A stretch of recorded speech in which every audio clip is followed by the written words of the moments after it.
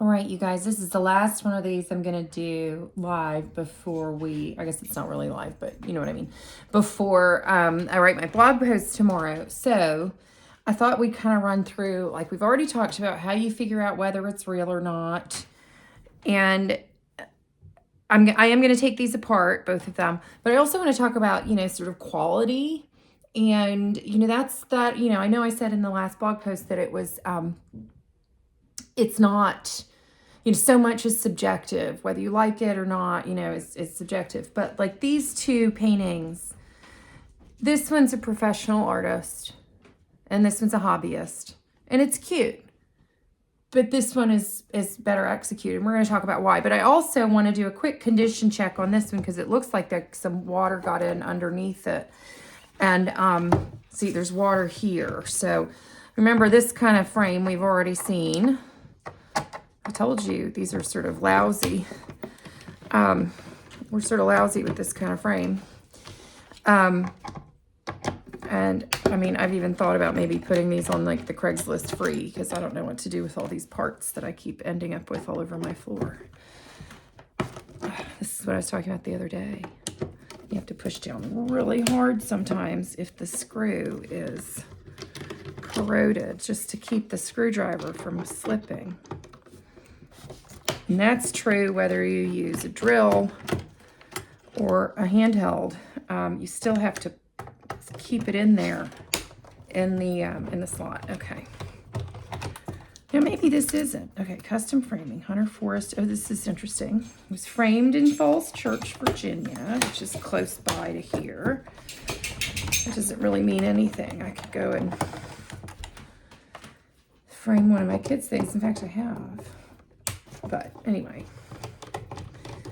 almost there. These, I thought I'd do two that were about the same size to kind of give you a good comparison.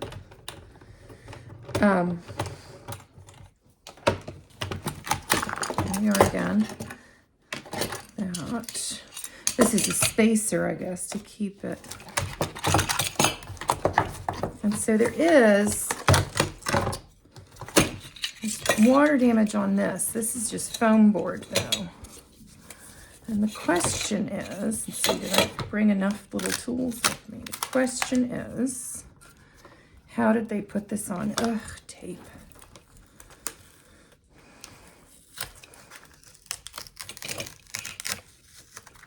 That's pretty serious tape, too. It's not like, I use, like, basically like the white version of blue painter's tape almost, although it's especially for art. I have tried using the yellow or blue tape, and it's very distracting. So you're like, oh, there's a lot of yellow in here, but there isn't any. So this is, there is some buckling here that almost seems after the fact. I don't know if you can see that, but it's sort of, and it says Kathleen White, and then I can't read what's underneath it. You see that? And, too, some of these colors have kind of faded. This is something we haven't talked about really, but there are these colors called fugitive colors that we don't really use much of anymore, like rose madder. Anyway, but it's a cute little thing, but I'm not sure what its value is beyond decorative, and that's that's fine. That's what we're looking for, is decorating our houses now. And why is it lower quality? Well, I know maybe see it's better when this one's out of its frame, but the tiny brush strokes, the way that the artist has worked wet here. What does it mean working wet? That while this paint was wet, they added other colors into it to create this kind of cloudy effect, and they haven't had any of what's called like cauliflowering, which I guess you can just pretty much imagine what that means. And this is just like, it's a pretty quick sketch. And it might be that this is a famous artist and this is just like some cute plein air sketch that she did, quickly, or, sitting on her back porch. These hibiscus.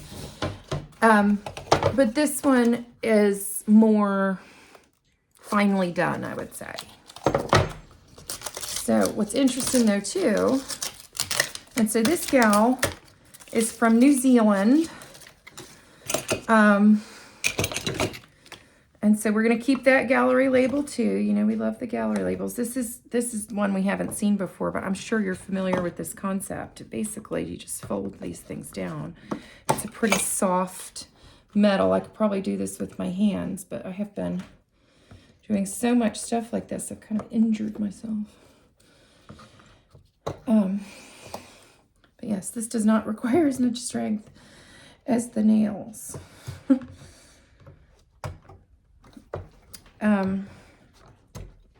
Again, this is kind of a nice quality frame, sort of. You know, it's a nice little wood frame with, you know, as I threatened in our little blog post, we'll talk about frames in part 3, I guess. Let's get, see, the paper has been taped to the mat. And again, just sort of cut out funny. This is, you can tell this is sort of mold-made paper, which means, you know, it's good paper. It's different. The texture is different on the back than the front.